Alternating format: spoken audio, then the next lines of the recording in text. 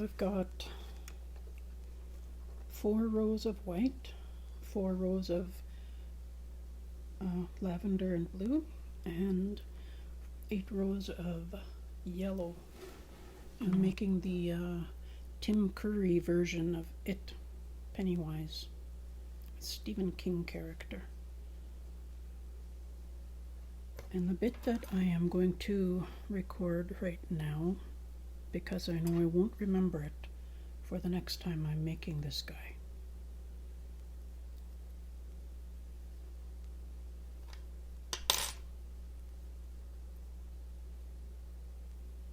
I'm holding my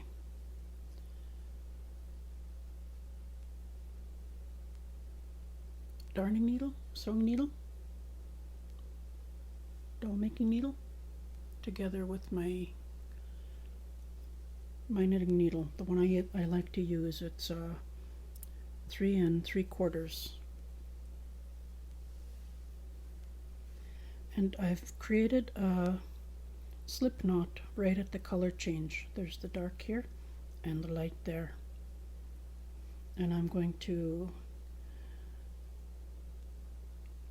cast one on knitwise and then purlwise. Oops.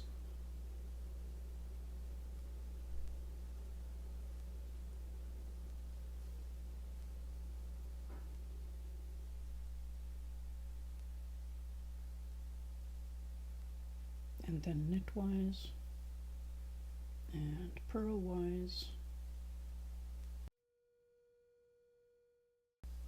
I don't know what this cast on is called.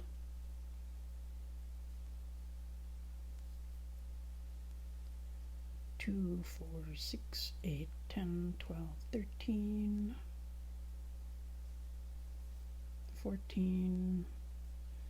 I want 15, so that's where I'll stop. And I'm going to take my needle out of there and thread this on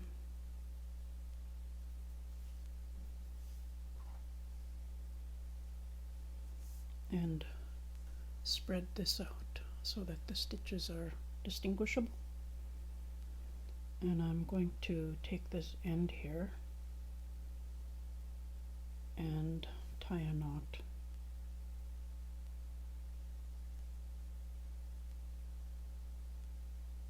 Just a regular knot.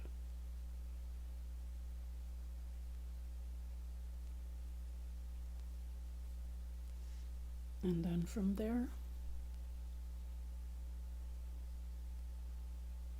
push that off the way a bit. I'm going to go in on this side, just between the stitches that are on the needle. And I think this is called whip stitch. I'm going to whip stitch across between all the live stitches.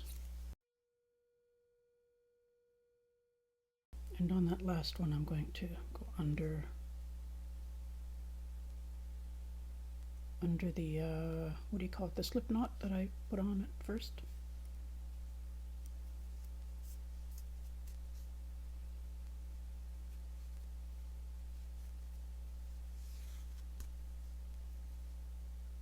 There.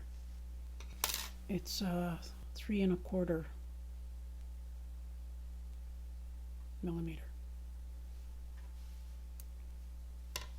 And I am going to use this white. It is they're both worsted weight, but this is a lighter worsted weight, and it's a different shade of white compared to the clown face. Just because, I guess. So I'm going to make a slip knot.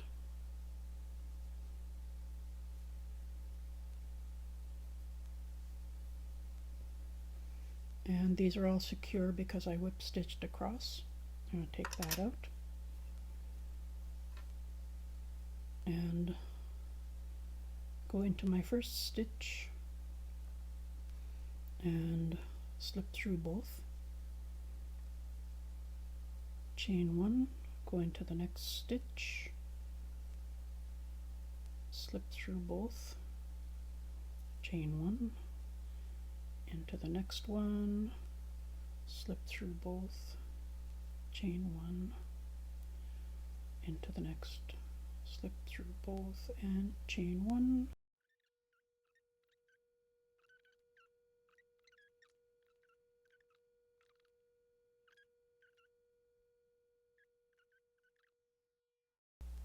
It's one of those days when I have to hear myself to know what I'm doing. Next one, and chain one, next one,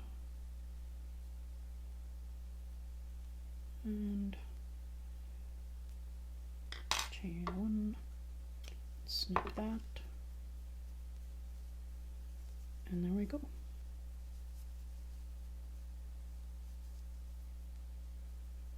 And then I give the edge a bit of a stretch on either side of each blue dash. In the pictures, Pennywise has a collar and the segments alternate, I think, between purple and turquoise, but you know, the purple is here, so that the next collar will be that color, purple and dark blue. So once I'm done that, I put it around his neck.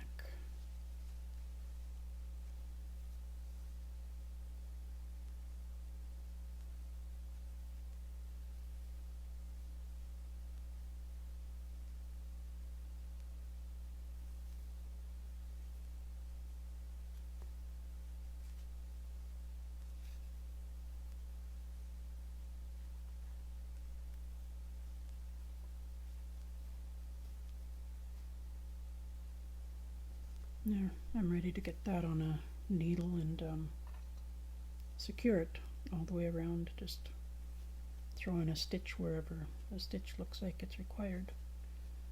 But that's my nearly completed Pennywise. I don't know if these are going to attract attention and sell at craft fairs. So what I do is I take the piece off the machine and I flatten it out, and I take the collar and just kind of wind it a bit so that it isn't sticking out in all directions. Place it in the middle there and make sure all the pieces are secure.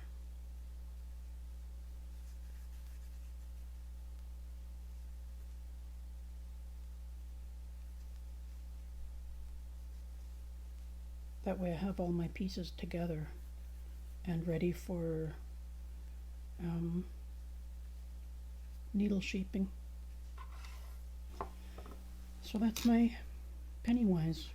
I just use my scraps for, that's the mouth there. That shiny red is the nose, and that primary color red is the hair.